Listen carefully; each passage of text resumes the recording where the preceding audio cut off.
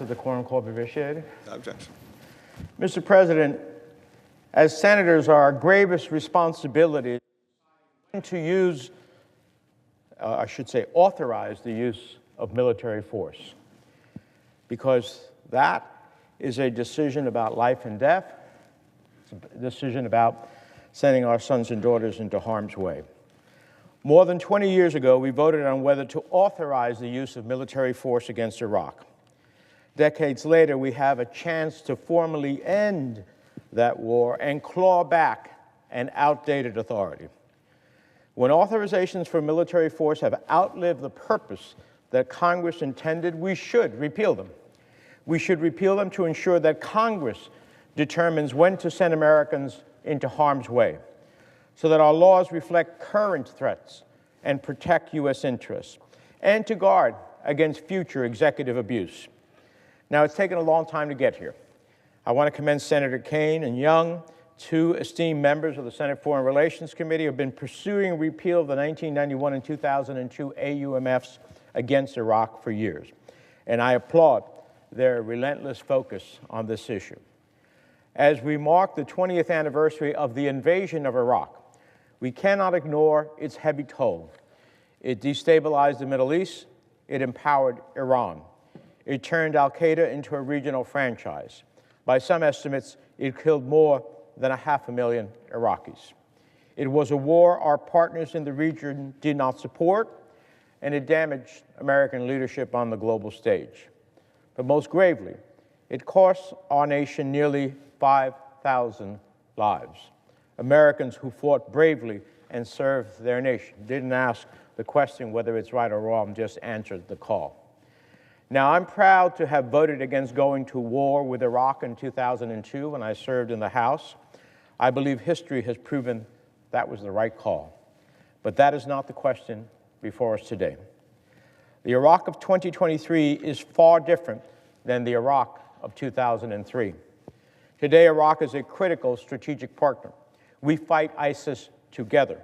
We protect American personnel and American assets together. This relationship also goes far beyond security.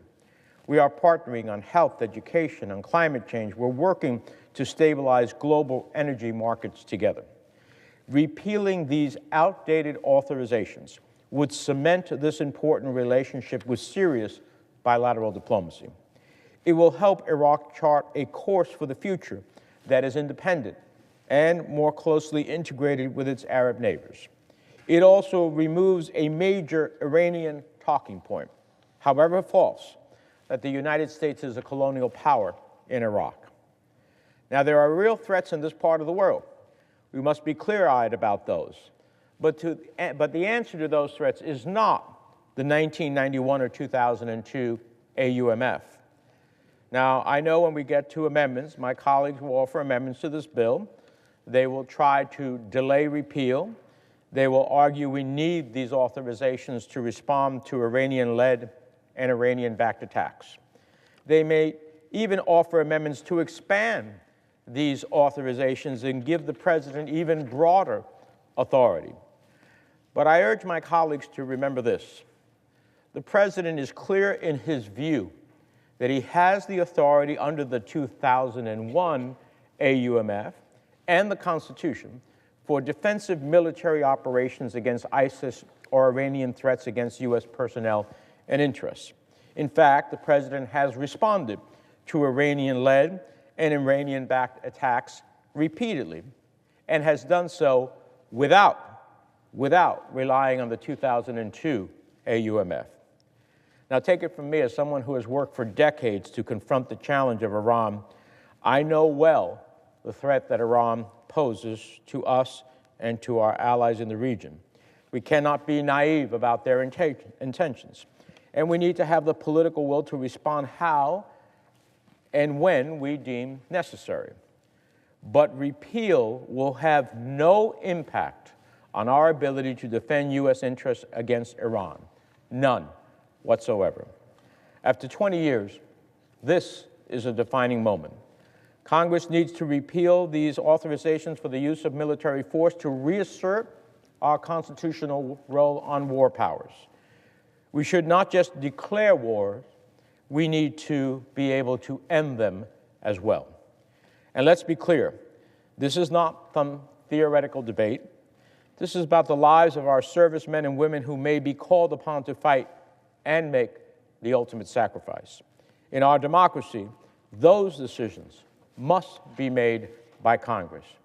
So I'm proud that we're stepping up to have the difficult debates that we should have, and I look forward to passing this bill with a strong bipartisan vote as it passed out of the Senate Foreign Relations Committee, which has jurisdiction over the authorizations of uses of military force. That bipartisan vote there, I think, will be reflected in a bipartisan vote in the House. I urge my colleagues to vote to repeal these authorizations, and in the first instance to start by doing so by voting to have cloture.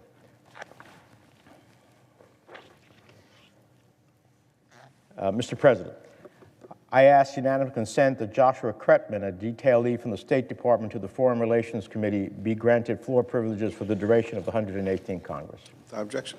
And I yield the floor. The clerk will report the motion